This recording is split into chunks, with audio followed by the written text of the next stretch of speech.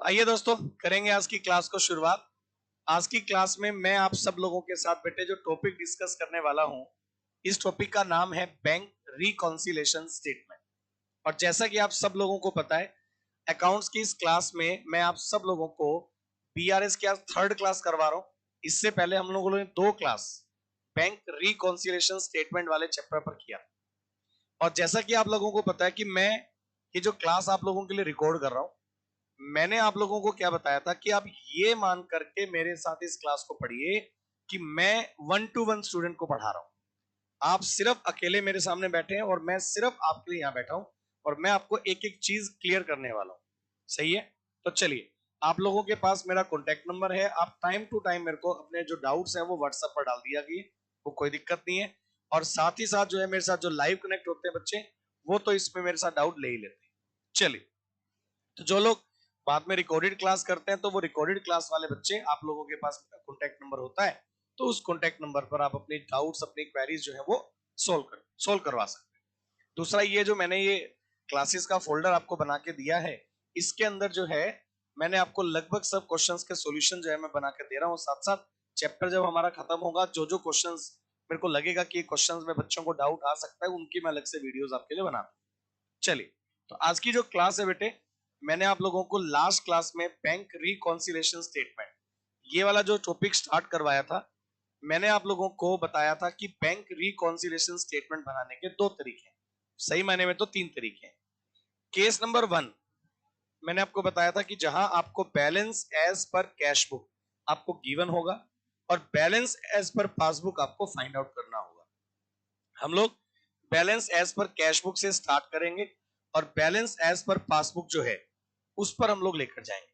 तो कल मैंने कैश बुक को बेस बनाकर और पासबुक के लिए आपको कुछ क्वेश्चंस करवाए थे, जिसमें आपकी बुक के अकॉर्डिंग मैंने आप लोगों को आपकी बुक का पहले तो फॉर्मेट बनवाया था, फिर मैंने आपकी बुक का क्वेश्चन नंबर 1 करवा दिया था और फिर जो है मैंने आपको क्वेश्चन नंबर 2 करवा दिया था।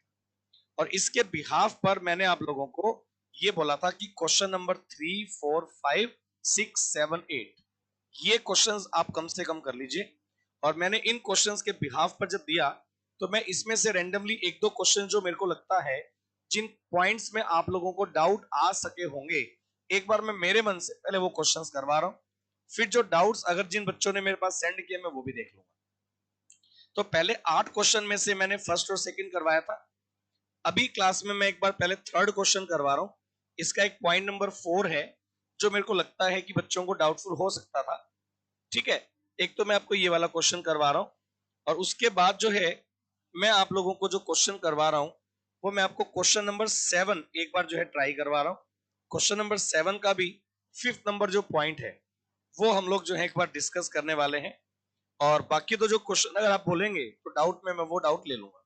बाकी तो मेरे को लगता है अगर आपने ट्राई किए होंगे तो आपके क्वेश्चन हो भी गए होंगे। चलिए, बाकी जो लोग अभी मेरे साथ लाइव कनेक्ट हैं, वो मेरे को बता भी दें कि 8 तक क्वेश्चन में से थर्ड और 7 ये मैं करवा रहा हूं। इनके अलावा आपको लगता है कि सर ये क्वेश्चन भी एक बार करवा दीजिए, तो मैं आपको करवा दूंगा।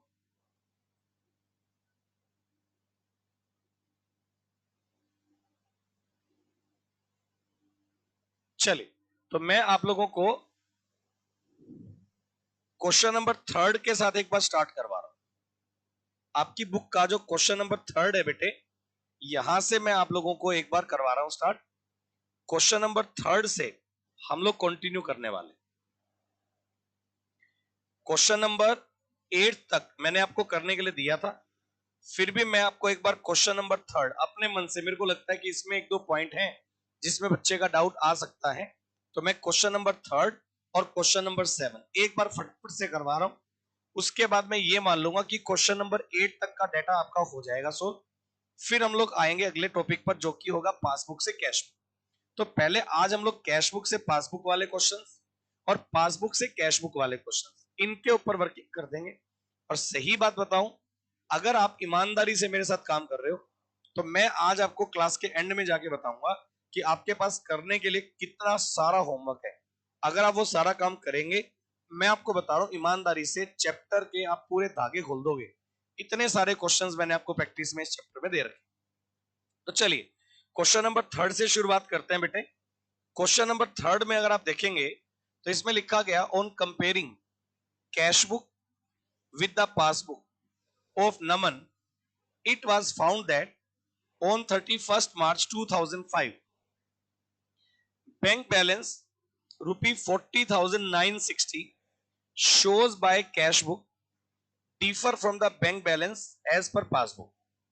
कैश बुक का बैलेंस है 40,960 40,960 और ये जो कैश बुक का बैलेंस है ये आपके पासबुक के बैलेंस को मैच नहीं कर रहा है। तो इसीलिए मैं क्या कर रहा हूं, कैश बुक और पासबुक दोनों को डिफरेंस चेक करके पीआरएस में आपको बना के दे रहा हूं। अगर आप क्वेश्चन नंबर 3 देखते हैं तो भाई क्वेश्चन नंबर 3 में एक हमारे पास अपन ने रफ के लिए बना लिया कैश बुक। आपको समझाने के पॉइंट ऑफ व्यू से बनाता हूं बेटा, मैं ये पेपर में बनाकर आना आपके लिए जरूरी नहीं है, ये तो जस्ट मैं आपकी अंडरस्टैंडिंग के लिए बनाता हूं कि कोई भी ट्रांजैक्शन कौन सी बुक में हुई और कौन सी बुक में नहीं हुई। तो एक हमारे पास है कैश बुक और बेटे एक हमारे पास है पासबुक। एक हमारे पास है कैश बुक और एक हमारे पास है पासबुक। अब इसके बिहाफ पर मैं आपको क्या बना के दे रहा हूं बेटे, बैंक रिकॉन्सिलेशन स्टेटमेंट। इसके बिहाफ पर मैं आपको जो बना के दे रहा हूं bank reconciliation statement, that means BRS हम इसका बना रहे हैं बेटे। बैंक रिकॉन्सिलेशन स्टेटमेंट ये हम लोग बनाएंगे। मैंने आपको बेस बनाकर दिया कैश बुक का बैलेंस और कैश बुक के बिहाफ पर आप जाएंगे पासबुक पर। तो जैसा आप देख पा रहे हैं क्वेश्चन में कैश बुक का जो बैलेंस है as per cash book bank balance कितना है 40,960 40,960 40,960। तो आप यहां लिखिए balance as per cash book. Balance as per cash book ये मैंने लिख दिया 40,960 40,960 रुपए balance as per cash book ये मेरे पास आ गया। 40,960 बैलेंस है एज पर कैश बुक। अच्छा जी, फिर हमने लिखा bank charges ₹100 on 31st March 2005 are not entered in cash book. ये कहता है बैंक चार्जेस लग गए ₹100 और इसको हमने कैश बुक में एंटर नहीं किया। अब आपको जैसा मैंने तरीका बताया था, ये है हमारी कैश बुक, ये है हमारी पासबुक, पहले दोनों थी इक्वल। हुआ ये कैश बुक है, ये पासबुक है। हुआ ये है कि बैंक ने चार्जेस लिया ₹100। अब बैंक अगर चार्जेस लेगा तो वो एंट्री पासबुक में माइनस होगी, क्योंकि बैंक चार्ज लेगा पासबुक में माइनस कर देगा। जैसे ही बैंक ने चार्ज लिया, ये देखिए पासबुक का बैलेंस हमारा हो गया कम। जैसे ही बैंक ने चार्ज लिया पासबुक का बैलेंस हो गया कम और कैश बुक का बैलेंस है ज्यादा। मैंने आपको ये बताया था पीआरएस बनाते टाइम हम जिस बुक को बेस बनाएंगे चेंज उसी में करना है। अब देखिए दोनों बुक इक्वल थी, एंट्री बैंक में आ गई, बीआरएस में आ गई, सॉरी पासबुक में आ गई। पासबुक का बैलेंस क्या हो गया कम, कैश बुक का बैलेंस है ज्यादा। बेस हमने बना रखा है कैश बुक को, क्या करना पड़ेगा माइनस। क्या करना पड़ेगा माइनस।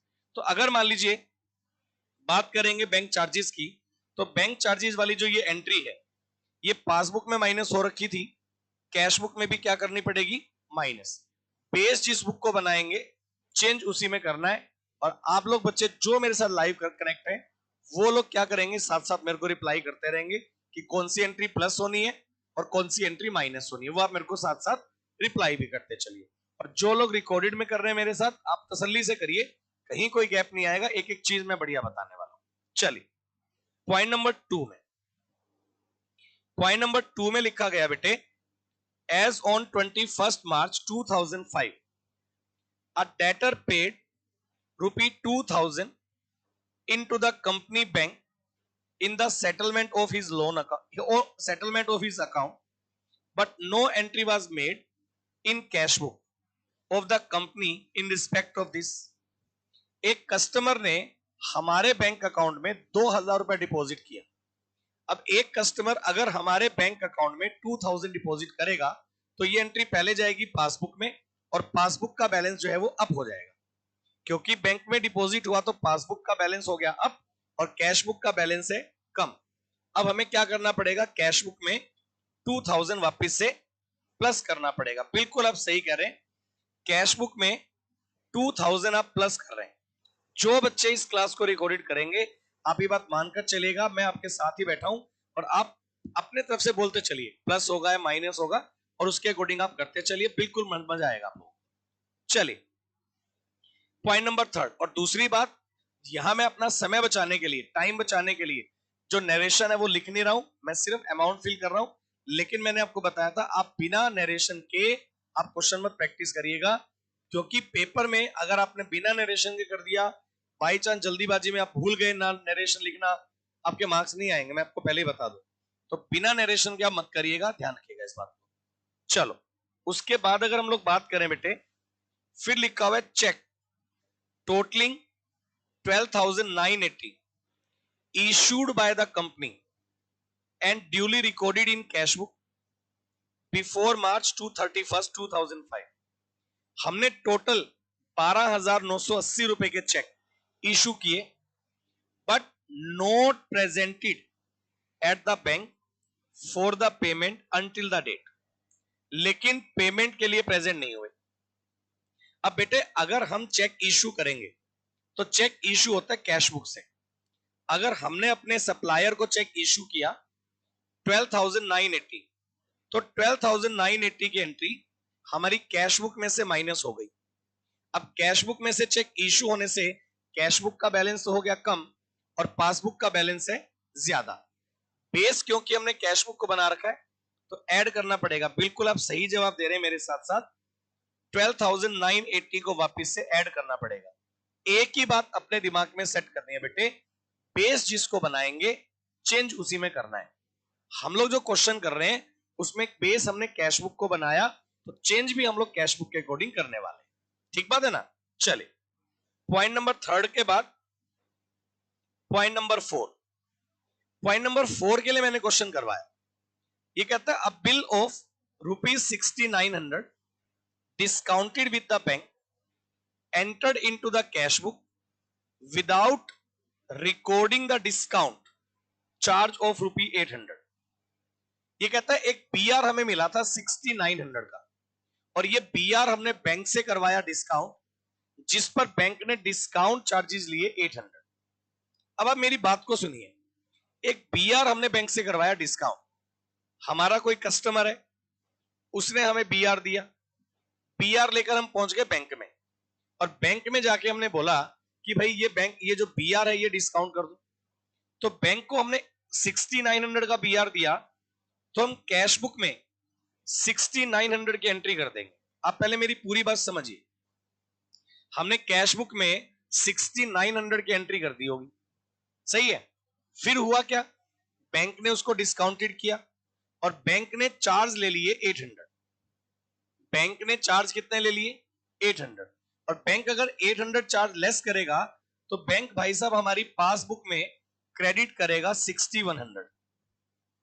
बैंक हमारी पासबुक में क्रेडिट करेगा 6100, यानी जो एंट्री कैश बुक में 6900 है पासबुक में 6100 है, यानी कैश बुक में तो आ गया 6900, पासबुक में आ गया 6100।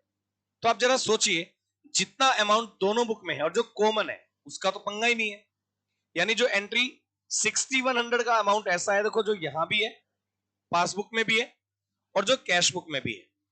अगर मैं कॉमन फैक्टर को हटा दूं, 61 को हटा दूं तो बचा कितना 800, बचा कितना 800। 800 वो अमाउंट है जो हमारी कैश बुक में तो है लेकिन पासबुक में नहीं है, यानी कुल मिलाकर बात क्या है, हमारी कैश बुक का जो बैलेंस है वो 800 ज्यादा है।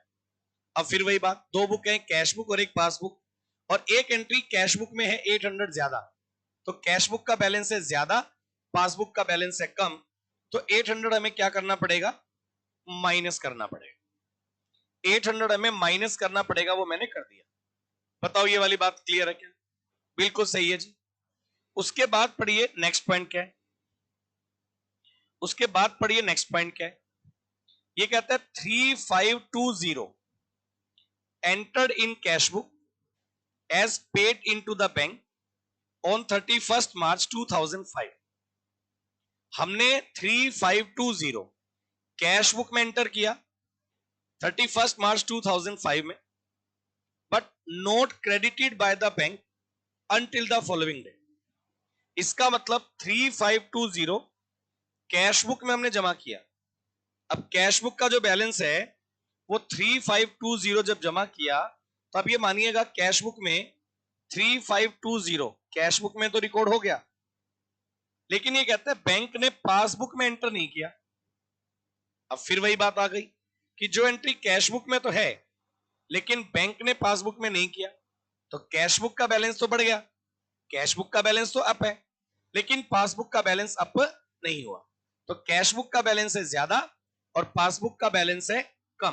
तो क्या करना चाहिए बताइए। आप बोल रहे हैं सर माइनस कर दीजिए, तो लीजिए मैंने भी इसको माइनस कर दिया। बोलो क्लियर है क्या। 3520 ये लीजिए मैंने माइनस कर दिया। आप बताते चलिए मैं करता चलूंगा। बिल्कुल सही है, बिल्कुल बढ़िया। फिर आ जाओ नेक्स्ट एंट्री क्या है देखिए। ये कहता है no entry has been made in cash book to record the dishonour on March 15, 2005 a check of ₹650 received from Bhanu.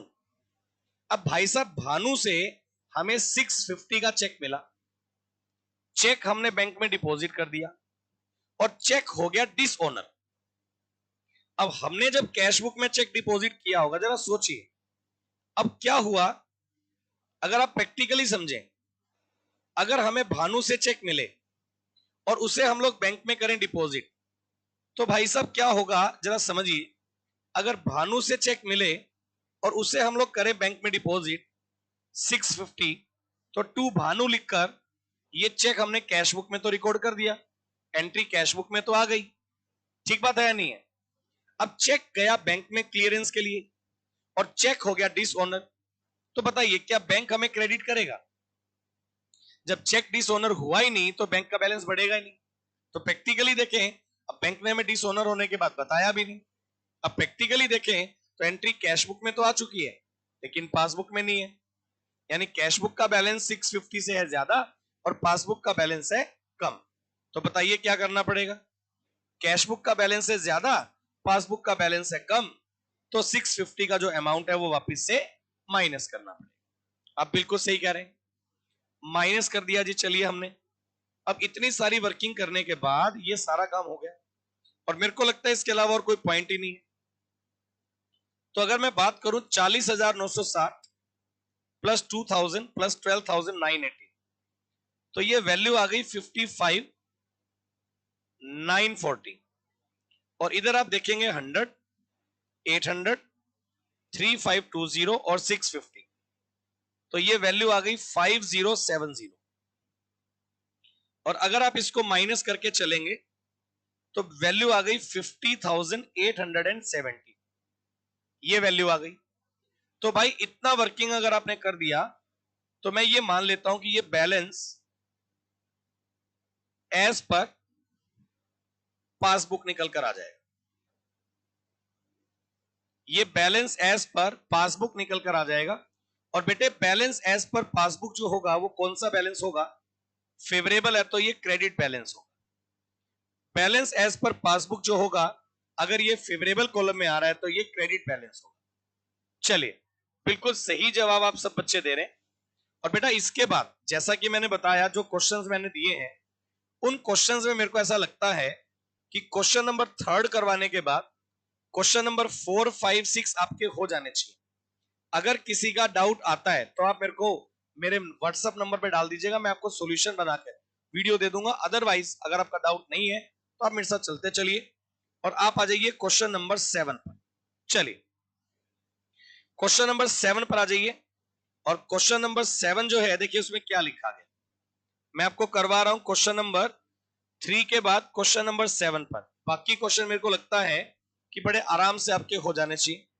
जो बच्चे अभी लाइव कनेक्ट है उनमें से किसी बच्चे का डाउट नहीं है, जो बच्चा इस क्लास को बाद में रिकॉर्डेड देख रहा है, अगर उसको डाउट है तो बेटा आप मेरे को मेरे नंबर पे व्हाट्सएप डालिए और मैं आपको रिप्लाई में उसका वीडियो बना के दे दूंगा, कोई दिक्कत वाली बात नहीं है। बाकी हमने सारे लेक्चर लगभग बना रखे हैं, तो आपको वैसे भी दिक्कत नहीं आएगी। चलिए अब ये देखिएगा, प्रिपेयर 7 नंबर क्वेश्चन करवा रहा हूं। Prepare bank reconciliation statement as on December 31st 1997 from the following information. Prepare bank reconciliation statement as on 31st December 1997 from the following information. बेटे हमारे पास ये 6 इंफॉर्मेशन है जिनके बिहाफ पर आपको बैंक रिकॉन्सिलेशन स्टेटमेंट प्रिपेयर करना। तो आप सबसे पहले मेरी बात को समझिएगा। ये देखिए यहां लिखा गया bank balance as per cash book, debit balance है और बैंक का जो बैलेंस है 7244। अब कैश बुक का अगर डेबिट बैलेंस है तो आपको पता है वो फेवरेबल बैलेंस होगा। कैश बुक का जो डेबिट बैलेंस है वो कौन सा बैलेंस होगा बेटे? फेवरेबल। और पॉइंट नंबर 2 से लेकर पॉइंट नंबर 6 तक अपने को ये पॉइंट्स दिए हुए हैं। तो आप एक काम करिए, ये देखिए एक बार आपको समझाने के पॉइंट ऑफ व्यू से रफली एक तो मैंने बना दिया कैश बुक, ये देखिएगा समझाने के पॉइंट ऑफ व्यू से रफली एक तो मैंने बना दिया कैश बुक और एक मैंने बना दिया पासबुक।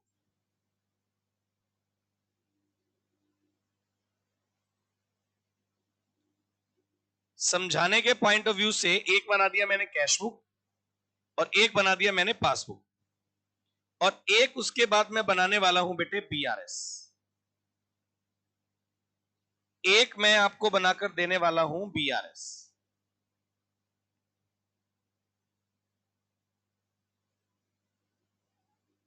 एक मैं आपको बनाकर दूंगा बीआरएस। अब सबसे पहली बात, अगर हम लोग बात करें balance as per cash, debit balance है तो ये फेवरेबल बैलेंस है। तो अब यहां लिखिएगा balance as per cash book. क्योंकि डेबिट बैलेंस है फेवरेबल 7244, डेबिट बैलेंस है फेवरेबल 7244, ये बैलेंस हमारे पास आ गया 7244। उसके बाद देखिएगा क्या लिखा गया, नंबर 2 पर लिखा गया, कहता है cheque deposit for collection on 29 and 30 December 10,440। हमने चेक डिपॉजिट किया कलेक्शन के लिए 10,440 रुपए का। Out of these cheque credited by the bank up to 31 December 2218, हमने टोटल चेक डिपॉजिट किए 10,440, 10,440। कलेक्शन के लिए हमने टोटल चेक डिपॉजिट किए 10,440, जबकि बैंक ने कलेक्ट कितने के किए? बैंक ने कलेक्ट किया 2218। जब ये बैंक में कलेक्शन के लिए गया तो बैंक ने कलेक्ट किया 2218। अगर आप प्रैक्टिकली देखेंगे तो कैश बुक में तो एंट्री आ गई ज्यादा और पासबुक में आ गई कम। कॉमन को अगर मैं हटा दूं 10,440 माइनस कर दीजिए 2218, तो भाई साहब 8,222, मैं बात कर रहा हूं 8,222, 8,222, ये वो अमाउंट है जो कैश बुक में तो है ज्यादा और पासबुक में है कम। कैश बुक में है ज्यादा, पासबुक में है कम। तो आप क्या करिएगा, कैश बुक का बैलेंस ज्यादा है तो आप इस एंट्री को कैश बुक में से माइनस कर दीजिए, 8,222 कैश बुक में से माइनस कर दीजिए। बिल्कुल सही जवाब दे रहे हैं।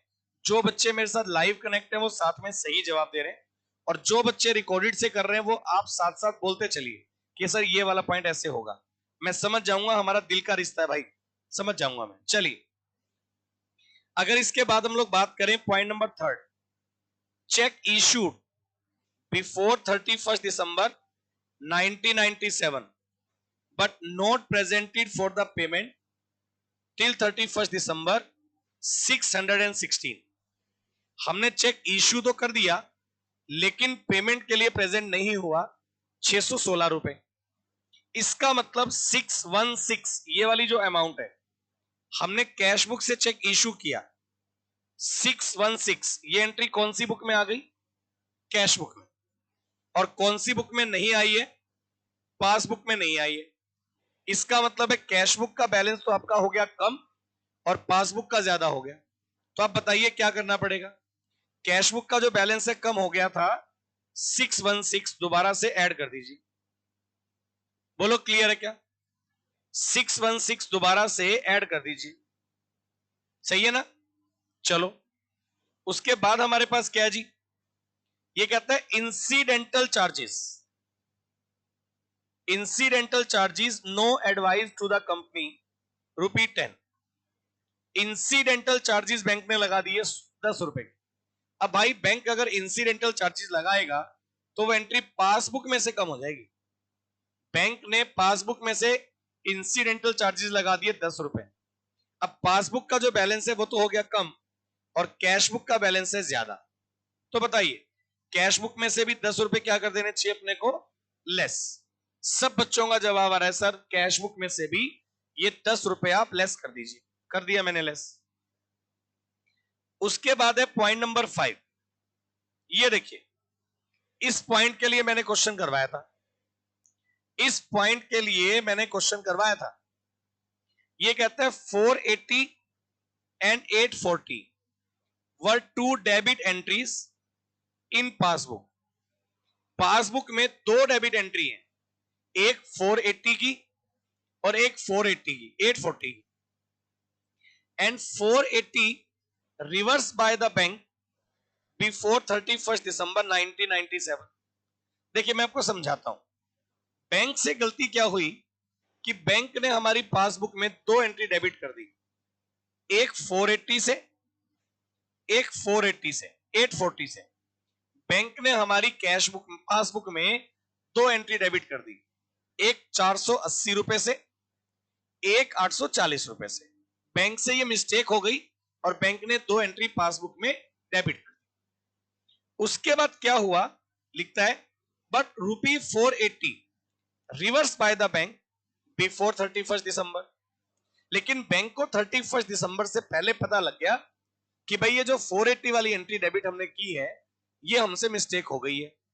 तो बैंक ने क्या किया? जो 480 वाली एंट्री है उसको पासबुक में रिवर्स कर दिया।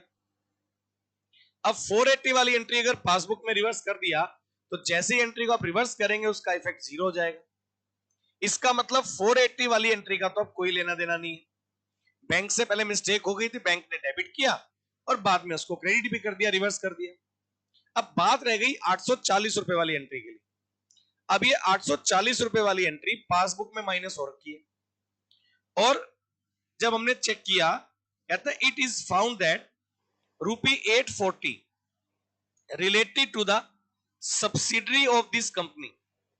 ये जो 840 रुपए की एंट्री है ये हमारी कोई दूसरी सब्सिडरी कंपनी है उसकी है, यानी वो हमारे बैंक से माइनस नहीं होना चाहिए, वो दूसरे किसी बैंक से माइनस होना चाहिए, दूसरी किसी ब्रांच का अकाउंट है उससे माइनस होना चाहिए, बट बैंक ने बाय मिस्टेक हमारे अकाउंट से माइनस कर दिया।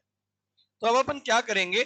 पासबुक का बैलेंस 840 रुपए से आपका हो गया कम। अब अगर ऐसा है कि पासबुक का बैलेंस कम है और कैश बुक का बैलेंस ज्यादा है, क्योंकि बेस आपने कैश बुक को बनाया तो ये वाले 840 रुपए आपको माइनस करने पड़े।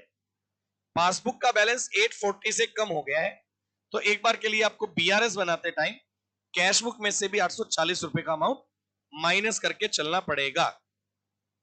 बोलो यहां तक बताइए सब बच्चे इतनी बात को एग्री करते हो क्या? फटाफट से बताइए। अगर इतनी बात समझ में आ रही है तो एक लास्ट एंट्री है।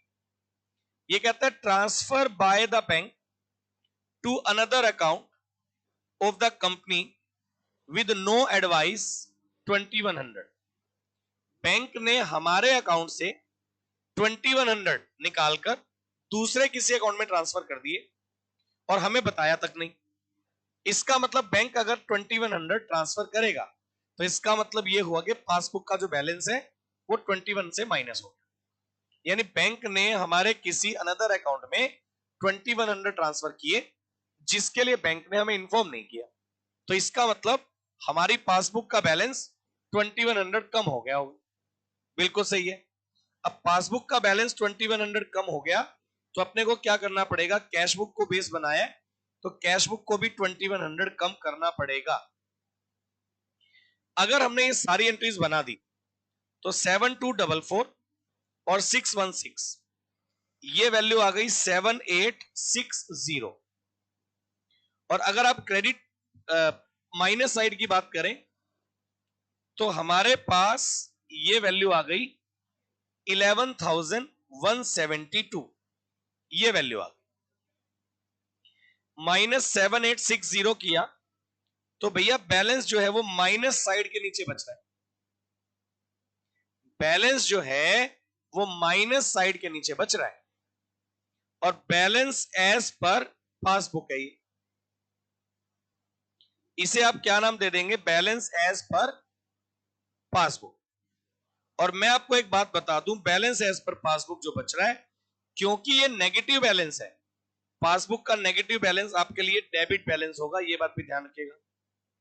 पासबुक का जो नेगेटिव बैलेंस है वो आपके लिए डेबिट बैलेंस होगा। अब आप मेरे को ये बताओ, बीआरएस बैंक रिकॉन्सिलेशन स्टेटमेंट हम बना रहे हैं, जिसमें हमने बेस बनाया था कैश बुक का फेवरेबल, लेकिन कुछ आइटम प्लस और माइनस की, तो माइनस वाली आइटम ज्यादा आ गई, जिससे कि हमारा जो बैलेंस है वो नेगेटिव बैलेंस चला गया और पासबुक का जो बैलेंस है वो 3312 नेगेटिव बैलेंस आना चाहिए। बिल्कुल सही है, 3312 हमारा नेगेटिव बैलेंस होगा। अब भाई साहब बात ऐसी है, मैंने आपको 4 क्वेश्चन करवा दिए, 2 लास्ट क्लास में करवाए थे, 2 अभी करवा दिए, और मैंने आपको यह तरीका बता दिया कि कैश बुक को बेस बनाकर अगर आपने चलना हो और पासबुक तक जाना हो तो कैश बुक से पासबुक तक जाने का क्या तरीका है वो मैंने आपको बता दिया। और उसके अकॉर्डिंग आप लोगों को क्वेश्चन नंबर 1 से लेकर क्वेश्चन नंबर 8 तक ये सबसे पहले कर लेने। ये मैंने वैसे लास्ट क्लास में ही दे दिए थे, और जिन्होंने लास्ट क्लास का होमवर्क कंप्लीट किया उनके क्वेश्चन नंबर 1 से लेकर और क्वेश्चन नंबर 8 तक ये हो जाने चाहिए। ठीक बात है जी। चलिए, अगर आप ये कहते हैं कि सर ये हमें समझ में आ गया और ये हमने कर भी लिया या हम कर लेंगे, तो हम उससे आगे बढ़ते हैं। और अब इसके बाद मैं आपको कुछ ऐसे क्वेश्चंस करवाता हूं जो कि पार्ट 2 है, जिसमें हम बेस किसको बनाने वाले हैं? पासबुक को। चलिए, अब मैं आपको जो टॉपिक करवाने वाला हूं जिसमें लिखेंगे when the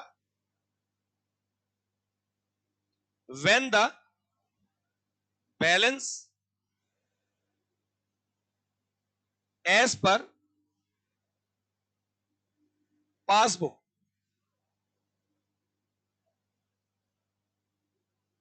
given at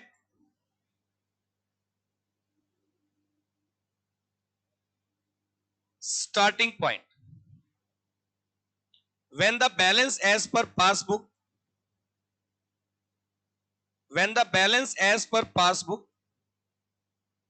given at starting point, when the balance as per passbook given at starting point। बेटे आज अब जो हम लोग क्वेश्चंस कर रहे हैं, अब सही बात बताऊं ना, सिर्फ 2 मिनट अगर आप अच्छी बात सुनेंगे, क्वेश्चन हुआ पड़ा है, टॉपिक समझ में आया पड़ा है। सिर्फ अब मैं क्या करने वाला हूं, सारा काम वही है, सारी ट्रांजैक्शन वही है, सिर्फ अब एग्जामिनर आपको बेस बनाकर देगा पासबुक को। यानी एक कैश बुक है, एक पासबुक है, लेकिन अब स्टार्टिंग में आपको बैलेंस कैश बुक की बजाय पासबुक का मिलेगा।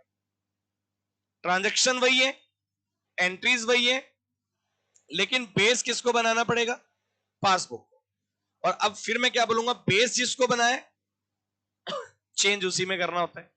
यानी अब मैं बेस किसको बनाऊंगा? पासबुक को। तो चेंज भी मैं किस में करूंगा? पासबुक में। अब प्रैक्टिकली मैं आपको थोड़ा सा फॉर्मेट बनवाऊंगा और आपको क्लियर हो जाएगा। आप सुनिए, मान लीजिए,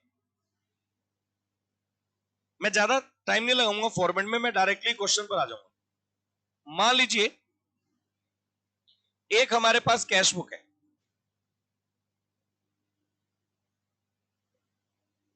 मान लीजिए एक हमारे पास कैश बुक है, ये हो गई कैश बुक, और एक हो गई हमारे पास पासबुक।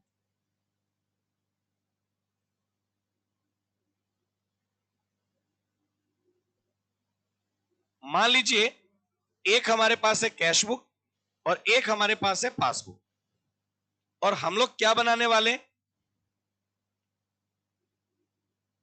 हम लोग बनाने वाले हैं बैंक रिकॉन्सिलेशन स्टेटमेंट। हम लोग बनाने वाले हैं बैंक रिकॉन्सिलेशन स्टेटमेंट। और बेटे बैंक रिकॉन्सिलेशन स्टेटमेंट में क्या होगा जरा सुनिए। बैंक रिकॉन्सिलेशन स्टेटमेंट में क्या होगा, अब यहां मैं balance as per passbook, balance as per passbook, starting stage पर बैलेंस एज पर पासबुक को रखने वाला हूं। स्टार्टिंग स्टेज पर बैलेंस एज पर पासबुक को रखने वाला हूं। अब बैलेंस एज पर पासबुक में ये प्लस कॉलम है, ये माइनस कॉलम है, लेकिन आप लोगों को पता है कि पासबुक का कौन सा बैलेंस फेवरेबल होता है? बताइए। पासबुक का क्रेडिट बैलेंस जो होगा वो फेवरेबल होता है, और पासबुक का डेबिट बैलेंस जो होगा वो अनफेवरेबल होगा। पासबुक का क्रेडिट बैलेंस फेवरेबल होगा और डेबिट बैलेंस अनफेवरेबल होगा। डेबिट बैलेंस को ओवरड्राफ्ट बैलेंस बोलेंगे। पासबुक का जो डेबिट बैलेंस होगा उसे हम लोग ओवरड्राफ्ट बैलेंस बोलेंगे। पासबुक का जो डेबिट बैलेंस होगा उसे हम ओवरड्राफ्ट बैलेंस बोलेंगे। सही है। अब एक एक करके अगर मैं बातें बताऊं, मैं बहुत ज्यादा बातें नहीं लिखूंगा, क्योंकि आपको 4 बातें बताऊंगा, उसी से सारी बात क्लियर हो जाएगी और मैं डायरेक्टली आपको क्वेश्चन पे ले आऊंगा। अब आप मेरे को एक बात बताओ, बेस हमने पासबुक को बना दिया और मैंने एक बात बताई, 2 कॉलम है, फेवरेबल बैलेंस होगा तो प्लस वाले कॉलम में रखना है, अनफेवरेबल बैलेंस होगा तो माइनस में रखना है। और बेटे अगर क्वेश्चन में कुछ भी गिवन ना हो तो आपको हमेशा फेवरेबल ही मानना होता है।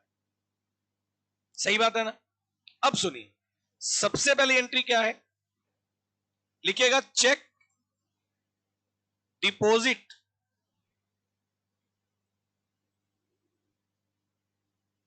Into the bank, check deposit into the bank but not collected by the bank. Check deposit into the bank but not collected by the bank. इसका मतलब एंट्री कैश बुक में तो आ गई लेकिन पासबुक में नहीं आई। अब cheque deposit into the bank, entry cash book में तो है लेकिन बैंक ने कलेक्ट नहीं किया, इसका मतलब पासबुक में नहीं है। अब सुनिए, कैश बुक में एंट्री होने से कैश बुक का बैलेंस तो हो गया ज्यादा और पासबुक का बैलेंस रह गया कम। बात समझ में आ गई? लेकिन कैश बुक का बैलेंस है ज्यादा, पासबुक का बैलेंस है कम, लेकिन अब की बार हमने बेस किसको बना रखा है? बैलेंस में बेस किसका रखा हुआ है बेटे? पासबुक का। तो चेंज भी किस में करना है? पासबुक में। ये बात मैंने पहले लेक्चर में बता दी थी। अब पासबुक में चेंज करना है तो पासबुक का बैलेंस क्या करना पड़ेगा? अब करना पड़ेगा। पासबुक का बैलेंस क्या करना पड़ेगा? अब करना पड़ेगा।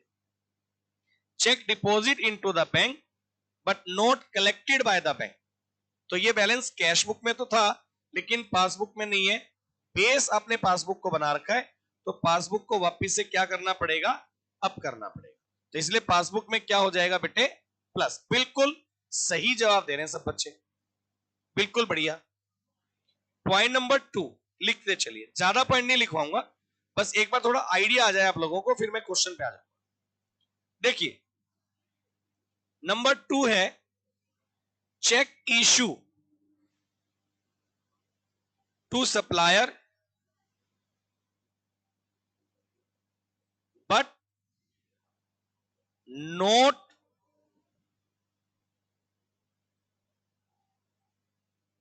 presented for the payment.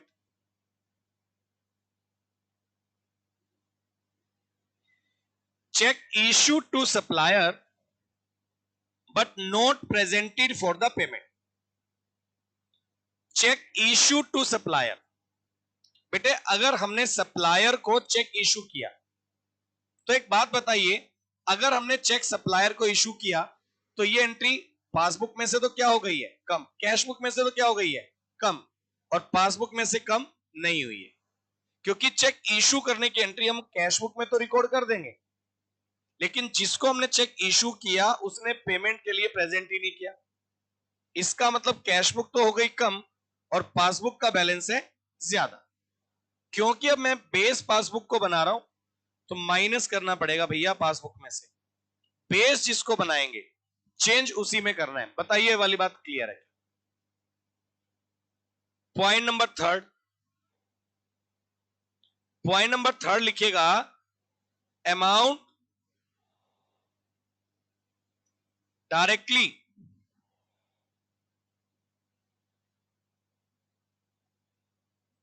deposited by the bank. Amount directly deposited by the bank. Amount directly deposited by the customer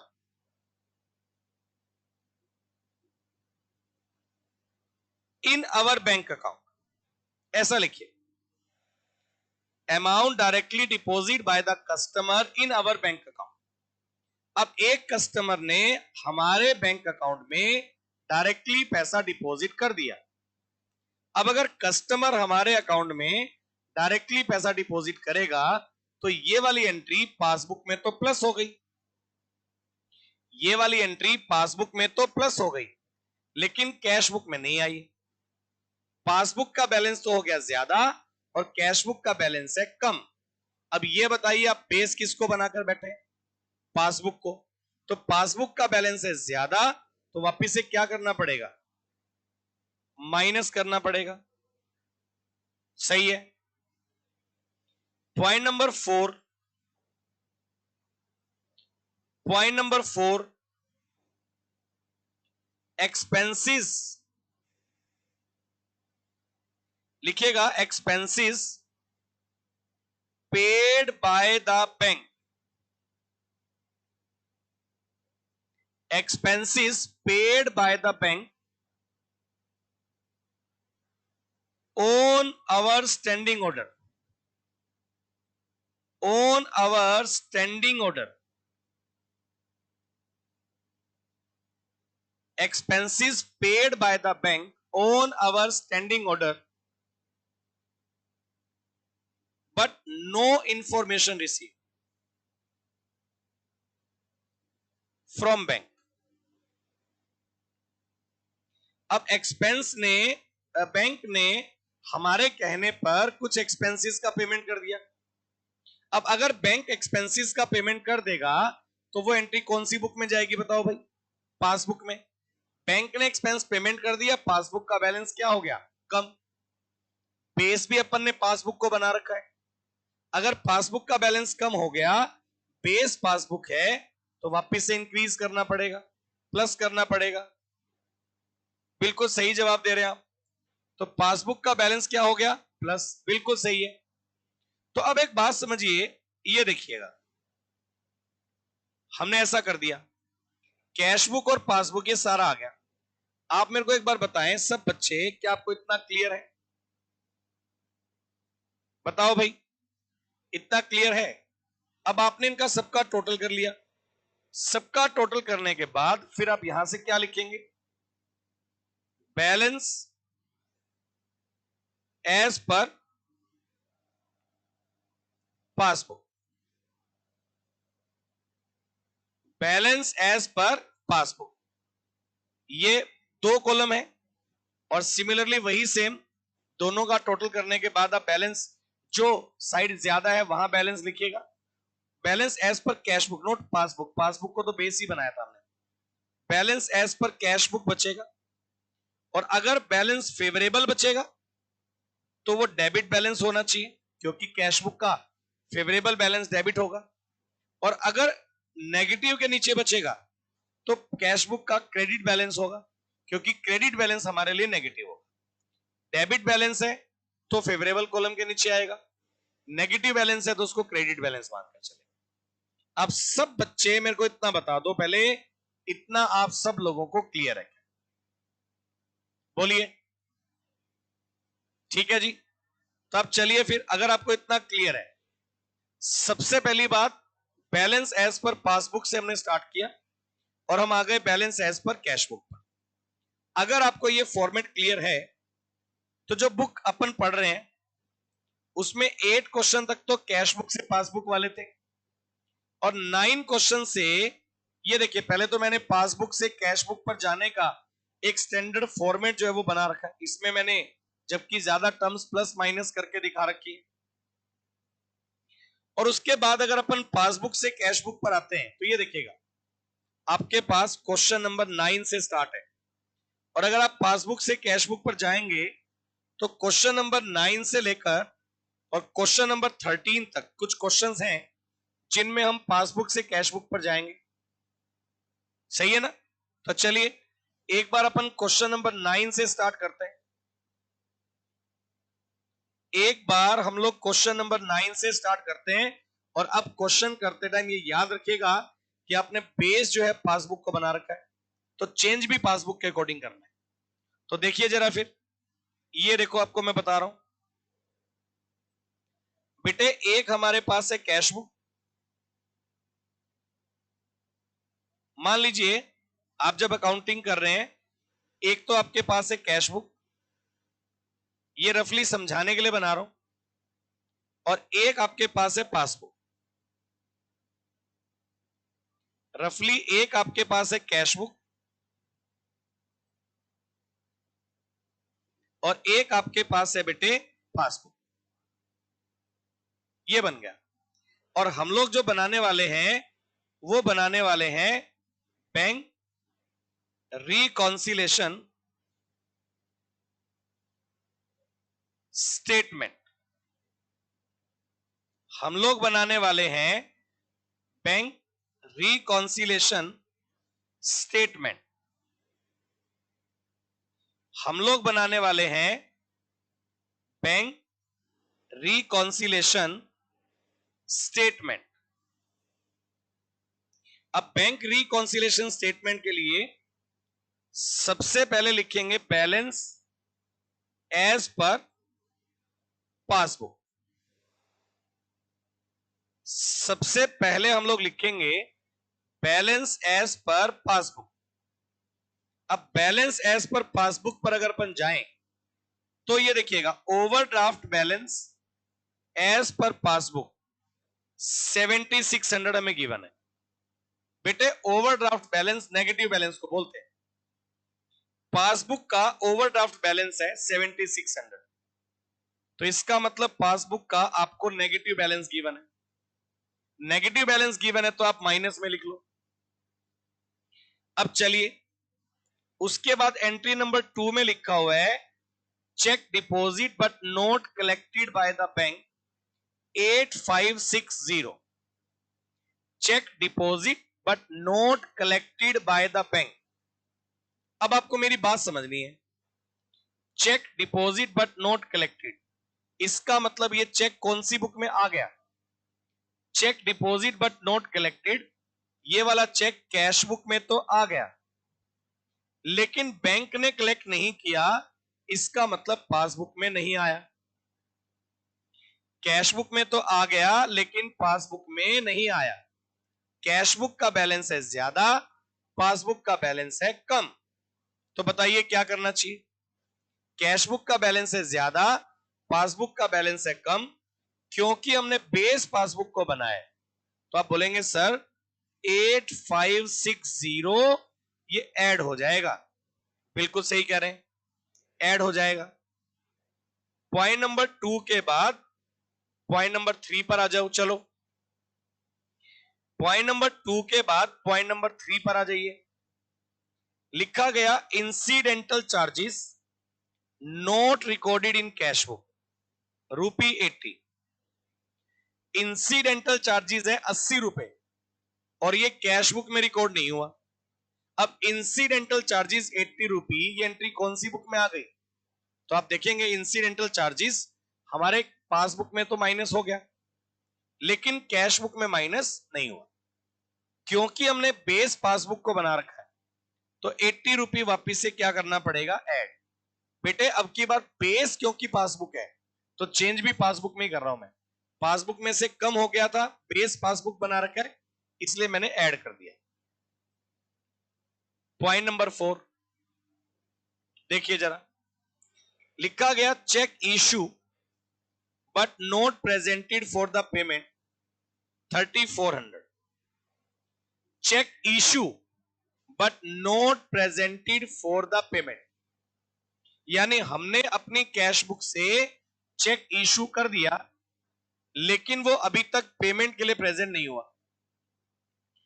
check issue करने वाली एंट्री कैश बुक में से तो माइनस हो गई, लेकिन पासबुक में माइनस नहीं हुआ। अब दोनों बुक थी, एंट्री कैश बुक में माइनस हो गई, पासबुक में माइनस नहीं है, तो पासबुक का बैलेंस ज्यादा है, माइनस करना पड़ेगा 3400। ये मैंने माइनस कर दिया। बताइए ये वाली बात सबको क्लियर है क्या? सही है। पॉइंट नंबर 5 को पढ़ते हैं। पॉइंट नंबर 5 को पढ़ते हैं। देखिए पॉइंट नंबर 5 में लिखा insurance premium paid by the bank not recorded in cash book 4200। Insurance premium bank ने पेड किया। अब बैंक पेड करेगा तो एंट्री कौन सी बुक में गई? पासबुक में। और पासबुक का बैलेंस क्या हो गया? कम। कैश बुक में से तो कम हुआ नहीं है और पासबुक का बैलेंस हो गया कम। बेस भी हमने पासबुक को बना रखा है। बेस अगर हमने पासबुक को बना रखा है और पासबुक का बैलेंस हो गया कम, वापिस से पासबुक का बैलेंस इंक्रीज करना पड़ेगा। हमने कर दिया, बिल्कुल बढ़िया जी। चलो उसके बाद on 31 December 1993 cash was deposit into the bank 385। 31 दिसंबर 1993 में हमने बैंक में कैश डिपॉजिट किया 385, but the cashier debited bank column 485। लेकिन कैशियर ने बाय मिस्टेक एंट्री दिखा दी 485। कैशियर किसका? हमारे बिजनेस का।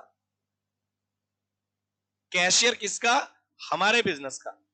हमने बैंक में पैसे डिपॉजिट किए 385। अब बैंक में किया डिपॉजिट 385, लेकिन हमारे कैशियर ने बाय मिस्टेक कितना लिख दिया? 485। जबकि बैंक हमें क्रेडिट तो 385 से ही करेगा। बैंक तो हमें 385 से ही क्रेडिट करेगा ना। तो बैंक का जो बैलेंस है वो तो बड़ा 385 और हम अपनी कैश बुक में लिखकर बैठे हैं 485, यानी हमारी कैश बुक का बैलेंस 100 रुपए का बैलेंस ज्यादा शो कर रहा है। अब हमारी कैश बुक अगर 100 रुपए ज्यादा बैलेंस शो कर रही है तो बताइए क्या करना पड़ेगा? कैश बुक का बैलेंस है ज्यादा और पासबुक का बैलेंस है कम। बेस हमने पासबुक को बना रखा है तो 100 रुपए का जो अमाउंट है वो क्या करना पड़ेगा? ऐड। अब ये सारी बातें जब ऐड लेस हो जाएंगी तो ये देखिएगा इस तरह से, जब ये सारी बातें ऐड लेस हो जाएंगी 12,940 रुपए और इधर आएगा 76 प्लस 34, ये आ जाएगा 11,000। माइनस अगर आप करेंगे तो ये वैल्यू आ गई 1940, 1940 और इसको मैं बोलूंगा balance as per cash book. Balance as per cash book. और जो ये balance as per cash book होगा बेटे ये डेबिट बैलेंस होगा, क्योंकि ये फेवरेबल है तो ये डेबिट बैलेंस होगा। कैश बुक का फेवरेबल बैलेंस होता है तो वो डेबिट बैलेंस होगा।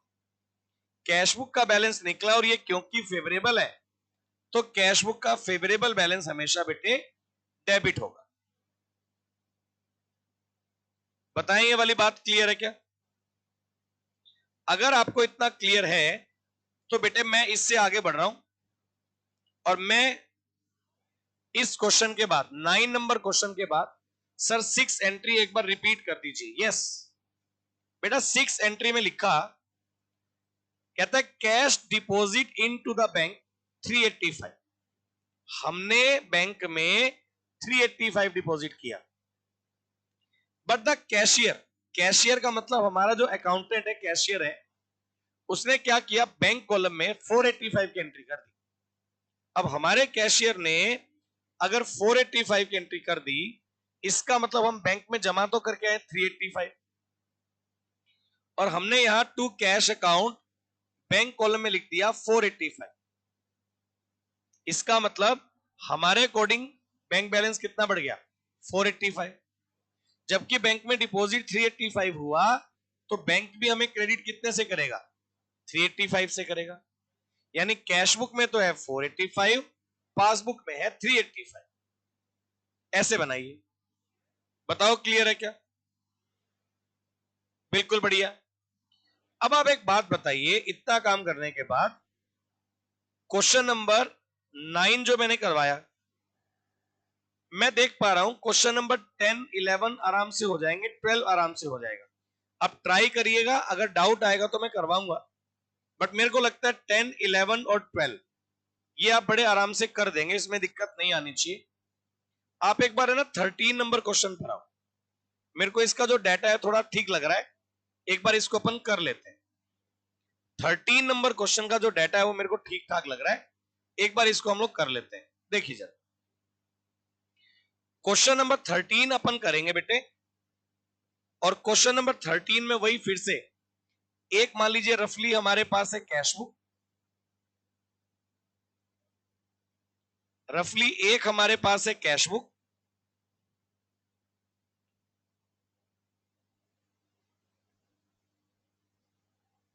और बेटे एक हमारे पास है पासबुक।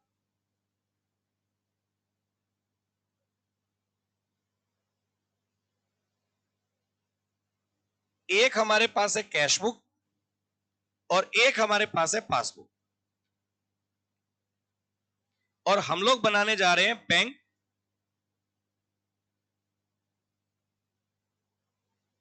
Reconciliation statement. हम लोग बनाने जा रहे हैं बैंक रिकॉन्सिलेशन स्टेटमेंट।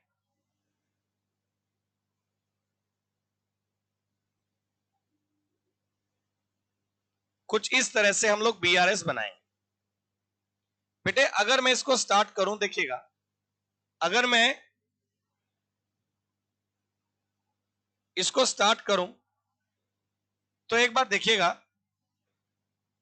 इस क्वेश्चन में सबसे पहले लिखा है on June 30, 1994 passbook shows a debit balance, passbook shows a balance 5200, passbook का बैलेंस है 5200 और हमें बीआरएस बनाना है। अब बेटे क्योंकि बैलेंस किसका गिवन है, पासबुक का, तो बैलेंस एज पर पासबुक हमारे पास है 5200, और बेटे हमें यह नहीं बताया गया कि कौन सा बैलेंस है, तो मैं इसको फेवरेबल में रख रहा हूं। हमें यह नहीं बताया गया कि फेवरेबल है या अनफेवरेबल है, तो मैं इसको फेवरेबल में रख रहा हूं। और अब मैं एक एक करके इस क्वेश्चन में आने वाले सारे पॉइंट पढ़ रहा हूं, एक एक करके इस क्वेश्चन में आने वाले सारे पॉइंट पढ़ रहा हूं। आप अगर देखेंगे, पहला पॉइंट कहता है out of the total cheque amounting to 16,000 deposited, हमने टोटल चेक डिपॉजिट किए 16,000 के। ये कहता है cheque amounting to 9,000 credited into the June 1994, इनमें से 9,000 के चेक जून में कलेक्ट हो गए। चेक ऑफ 3000 इन जुलाई, 3000 के चेक जुलाई में कलेक्ट हुए। And rest have not been collected so far, और जो बाकी बचे हुए चेक है वो अभी तक कलेक्ट ही नहीं हुए। यानी देखिए, मैं ये कहना चाह रहा हूं, हमने कैश बुक में टोटल चेक डिपॉजिट किए 16,000 रुपए। कैश बुक में टोटल चेक डिपॉजिट किए 16,000 रुपए, जिनमें से आपकी पासबुक में चेक कलेक्ट हुए 9,000। पासबुक में चेक कलेक्ट हुए 9,000, और जो बाकी चेक हैं या तो वो जुलाई में कलेक्ट हुए या तो अभी तक कलेक्ट हुए ही नहीं है। आप बस मेरे को ये बताओ 30 जून तक कैश बुक में कितना आया और पासबुक में कितना आया। तो आप देखेंगे कैश बुक में तो आ गया 16,000 और पासबुक में आया केवल 9,000। यानी कैश बुक तो है 16,000 रुपए प्लस, लेकिन पासबुक में कलेक्ट हुआ 9,000। अगर आप कॉमन को हटा दें 9,000 तो बचा कितना? 7,000, 7,000। ये जो बचा 7,000, ये वाली एंट्री कैश बुक में तो है, कैश बुक में तो है, लेकिन पासबुक में नहीं है। यानी कैश बुक का बैलेंस तो है ज्यादा और पासबुक का बैलेंस है कम। क्योंकि हमने बेस पासबुक को बनाया तो ये वाली एंट्री ऐड करनी पड़ेगी। क्योंकि हमने बेस पासबुक को बनाया तो ये वाली एंट्री ऐड करनी पड़ेगी। ठीक बात है ना? बिल्कुल सही है। बेस पासबुक को बनाया तो ये वाली एंट्री ऐड करनी पड़ेगी। फिर कहता है out of the total cheque amounting to 45,000 drawn. बेटा ड्रोन का मतलब होता है issue. Cheque of rupees 7,500 were presented in June 1994। Cheque of 18,000 presented in July and rest have not been presented so far। यानी हमने टोटल 45,000 के cheque issue किए। Drone का मतलब इशू है, जिनमें से जून में केवल 7,500 के प्रेजेंट हुए। इसका मतलब यह हो गया बेटे, कैश बुक में कितने आए? 45,000,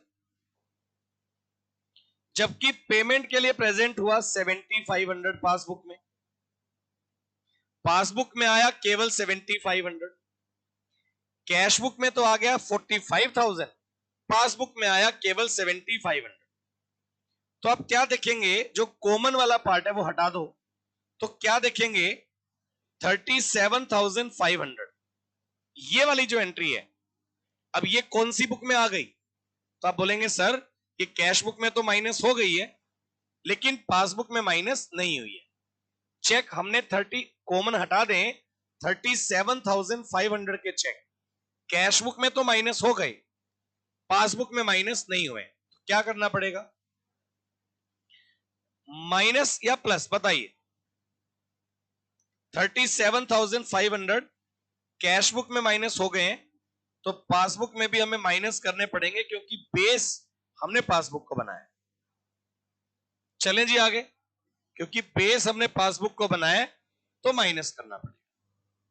अब आप मेरी बात सुनिए, इतनी वर्किंग करने के बाद फिर हमारे पास क्या है जी? ये कहता है amount wrongly credited by the bank 3,400। Bank ने 3,400 का अमाउंट रोंगली क्रेडिट कर दिया। अब बैंक ने अगर 3,400 का अमाउंट गलती से क्रेडिट कर दिया, इसका मतलब ये वाली एंट्री पासबुक में आ गई 3,400। ये वाली बात बताइए, पासबुक में बाय मिस्टेक आ गई 3,400। अब पासबुक का जो बैलेंस है वो अप हो गया, बैंक ने गलती से पासबुक का बैलेंस अप कर दिया। पासबुक का बैलेंस है ज्यादा, तो पासबुक को वापस से क्या करना पड़ेगा? माइनस। बेस जिसको बनाते हैं चेंज हमेशा उसमें करना होता है। बेस जिसको बनाते हैं चेंज हमेशा उसी में करना होता है। चले आगे बेटे, पढ़ो। फिर कहता है पेमेंट साइड, इस एंट्री की वजह से मैंने क्वेश्चन करवाया था। Payment side of cash book undercast by 200। Cash book की पेमेंट साइड आपने बाय मिस्टेक अंडर कास्ट कर दी। अंडर कास्ट का मतलब टोटल कम कर दिया। कौन सी साइड का? पेमेंट साइड का। समझने वाली बात है। कैश बुक की, ये कैश बुक है, आप मेरी बात को जरा समझने की कोशिश करना एक बार। आप जरा मेरी बात को समझने की कोशिश करिए।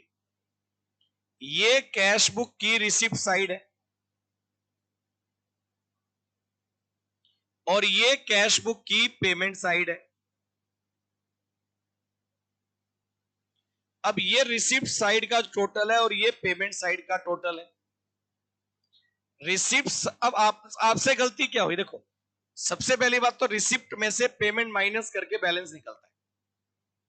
अब ये पेमेंट साइड का जो टोटल है ये आपसे अंडर कास्ट हो गया, यानी कम हो गया। तो भाई मैं एक बात आपको बता दूं, जल्दीबाजी मत करना। अगर आपने पेमेंट साइड का टोटल कर दिया कम और एट लास्ट आपको क्या करना होता है? रिसिप्ट के टोटल में से पेमेंट का टोटल माइनस करके बैलेंस निकालना होता है। बैलेंस ऐसे निकलता है, रिसिप्ट में से पेमेंट को माइनस करके बैलेंस निकलता है। अब आपने पेमेंट साइड ऑलरेडी कम कर रखा है, मेरे को आप ये बताओ कैश बुक के बैलेंस पर क्या इंपैक्ट आएगा? कैश बुक का बैलेंस कम आएगा या ज्यादा आएगा? पहले मेरे को ये बताओ। अगर कैश बुक की पेमेंट साइड का टोटल आपसे कम हो गया तो जो बैलेंस बचेगा कैश बुक का वो ऐड होगा या लेस होगा, वो बाद में बताइएगा। आप मेरे को ये बताओ, इससे कैश बुक का बैलेंस जो क्लोजिंग बैलेंस बचा वो इंक्रीज हो गया या डिक्रीज हो गया? बताइए। कैश बुक का जो बैलेंस बचा वो इंक्रीज हो गया या डिक्रीज हो गया? बेटा कैश बुक का जो बैलेंस आएगा वो कम नहीं आएगा, वो ज्यादा आएगा। आपको बस इसी बात को तो समझना था। यही तो आप गलती करेंगे, इसीलिए तो मैंने क्वेश्चन करवाया है। देखिए मैं आपको बताता हूं। मान लीजिए कैश बुक का टोटल था रिसिप्ट साइड का 10,000 और पेमेंट साइड का होना था 5,000, तो बैलेंस आपका बनता 5,000। ऐसे बनता। मान लीजिए रिसिप्ट साइड का टोटल है 10, पेमेंट साइड का टोटल है 5, तो बैलेंस बनता 5। मान लीजिए ऐसा होता। लेकिन अब आपने क्या किया, ये जो पेमेंट साइड का टोटल है इसको अंडर कास्ट कर दिया 200 और आपने 5,000 की बजाय कितना लिख दिया बाय मिस्टेक? 4,800। इससे क्या होगा, जो ये बैलेंस निकल कर आएगा, जो शायद 5,000 आना चाहिए था, अब कितना आया होगा? 5,200। मैंने जस्ट एक एग्जांपल दिया है। मतलब ये कि कैश बुक की पेमेंट साइड का टोटल अगर आपने कम किया तो बैलेंस जब निकालेंगे तो बैलेंस ज्यादा हो जाएगा। पहले मेरे को ये बताओ सब बच्चे, आपको इतना समझ में आ रहा है क्या? पहले आप मेरे को ये बताओ, इतना सबको समझ में आ रहा है क्या?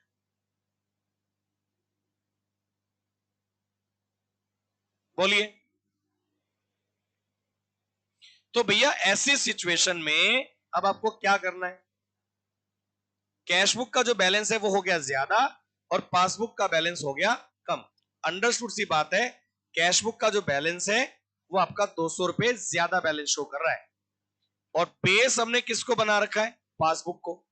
तो अब बताइए, कैश बुक का बैलेंस है ज्यादा, पासबुक का बैलेंस है कम। अब बताइए क्या करना पड़ेगा? 200 ऐड करना पड़ेगा। 200 का जो अमाउंट है वो ऐड करना पड़ेगा। बोलिए क्लियर है क्या? फटाफट से बताइए। इसके बाद, अब तो क्वेश्चन होने में है बस। इसके बाद cheque recorded into the cash book in June 1994 but sent to the bank in July 1994 हमने कैश बुक में एक चेक रिकॉर्ड किया 2500 रुपए का, लेकिन बैंक में कलेक्शन के लिए भेजा जुलाई में। हमारी कैश बुक में तो आ गया जून में, लेकिन पासबुक में सेंड किया जुलाई में। अब कैश बुक में आ गया तो कैश बुक का बैलेंस तो बढ़ गया और पासबुक का बैलेंस बढ़ा नहीं है। तो बताइए, कैश बुक का बैलेंस है ज्यादा और पासबुक का बैलेंस है कम, 2500 रुपए। पासबुक का बैलेंस कम है, 2500 रुपए ऐड करना पड़ेगा। फिर आ जाओ पॉइंट नंबर 6 पर। चलिए, पॉइंट नंबर 6 में क्या लिखा हुआ है? ये कहता है cheque of ₹20,000 deposit into the bank has been dishonoured but no information receive till June 30, 1994। ये कहता है कि 20,000 रुपए का 20,000 का चेक हमने बैंक में डिपॉजिट किया था, जो कि डिसऑनर हो गया। यानी जब चेक डिपॉजिट किया, कैश बुक तो बढ़ गई, पासबुक नहीं बढ़ी। कैश बुक का बैलेंस है ज्यादा, पासबुक का बैलेंस है कम। कैश बुक का बैलेंस है ज्यादा, पासबुक का बैलेंस है कम, क्योंकि चेक डिपॉजिट कर दिया और वो डिसऑनर हो गया। तो पासबुक का बैलेंस कम है, तो बेस क्योंकि पासबुक बनाया तो वापस से ऐड करना पड़ेगा, वापस से ऐड करना पड़ेगा। और ऐड करना पड़ेगा तो ये लीजिए, इसके बाद ये सारी एंट्रीज को प्लस माइनस करने के बाद अगर बेटे आप इसको टोटल करते हैं तो भाई साहब ये आ गया 34,900 और इधर आपका जो ये आ गया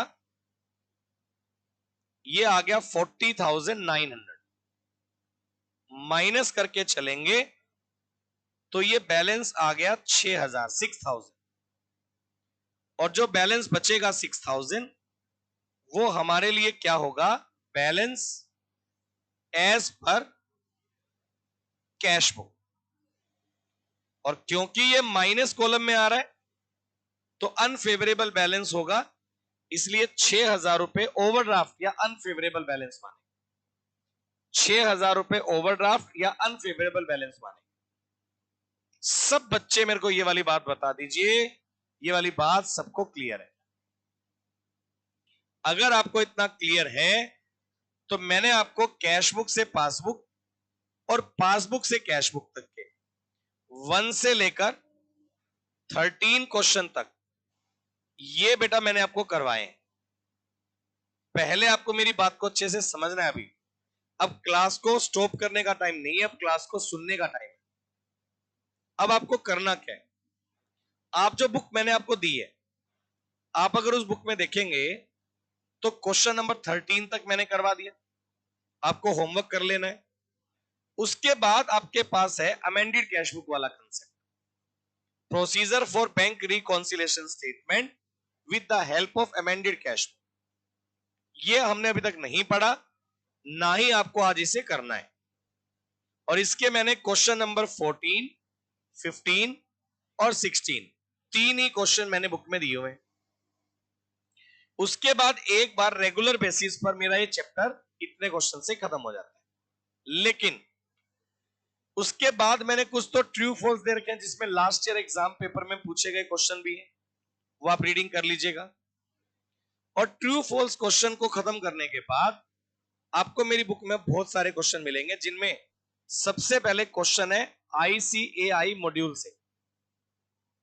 और जो ICAI मॉड्यूल के क्वेश्चन है, अगर आप अपनी बुक को पलट कर देखते हैं तो ICAI मॉड्यूल के जो क्वेश्चन है बुक में 1 से लेकर 9 तक, ICAI मॉड्यूल के क्वेश्चंस में से 1 से लेकर 9 तक ये वाले क्वेश्चन हुए without help of amended cash book. और 9 से लेकर आप अगर बुक में जाते हैं 14 तक तो ये हो गए with help of amended cash book. तो आपका जो होमवर्क है वो मेन क्वेश्चंस में जो मैंने आपको करवाए 1 से लेकर 13 तक ये क्वेश्चन आपको पहले ट्राई कर लेने। फिर जो ICAI वाले क्वेश्चन हैं उनमें से 1 से लेकर 9 तक आपको कर लेने हैं, और 10 से लेकर 13 तक ये आपको अभी नहीं करने हैं, क्योंकि ये अमेंडेड कैश बुक के क्वेश्चन है, ये अभी हम करेंगे बाद। और उसके बाद आप देखिएगा सोल्ड स्कैनर है बेटा, जहां ये 14 क्वेश्चन ICAI वाले खत्म हो जाते हैं, चैप्टर उसके बाद खत्म नहीं हुआ, उसके बाद पास्ट ईयर क्वेश्चन है, PYQ बोलते हैं इसको हम, past year question. Past year question के नाम पर भी आपकी बुक में आप देखेंगे मैंने आपको 31 क्वेश्चन दे रखे हैं। पास्ट ईयर क्वेश्चन में टोटल 31 क्वेश्चंस हैं, और पास्ट ईयर क्वेश्चंस में जो 31 क्वेश्चंस हैं इनमें से भी आपको वो क्वेश्चन कर लेने हैं जो without help of amended cash book है। यानी कुछ क्वेश्चन आपको ऐसे मिलेंगे जो with help of amended cash book बनाने, वो वाले नहीं करने। Without help of amended cash book से पासबुक, पासबुक से कैश बुक, ये वाले क्वेश्चन आपको कर लेने। यानी आपको मेरी बुक में 3 तरह के क्वेश्चन मिल गए, एक मेन वाले क्वेश्चन, एक ICAI वाले क्वेश्चन, और एक आपको मिल गए सोल्ड स्कैनर वाले क्वेश्चन या PYQ। अब इनमें से विदाउट अमेंडेड वाले क्वेश्चन आपको कर लेने हैं, पहले इनको कंप्लीट करके डाउट लेके खत्म करेंगे, फिर हम PYQ सॉरी आपका अमेंडेड कैश बुक वाले क्वेश्चन पर आ जाएंगे। फिर हम लोग करेंगे अमेंडेड कैश बुक, उसको करने के बाद उसके क्वेश्चन करके चैप्टर को कंप्लीशन स्टेज पर ले आए। तो आज की क्लास का इतना काम है, नेक्स्ट क्लास में हम इसके डाउट भी डिस्कस करेंगे, और डाउट खत्म होने पर अमेंडेड कैश बुक का टॉपिक स्टार्ट करेंगे। सही है जी, तो आज के लिए इतना करेंगे, अगली क्लास में फिर आगे कंटिन्यू करेंगे। सही है, थैंक यू सो मच, मिलेंगे अगली।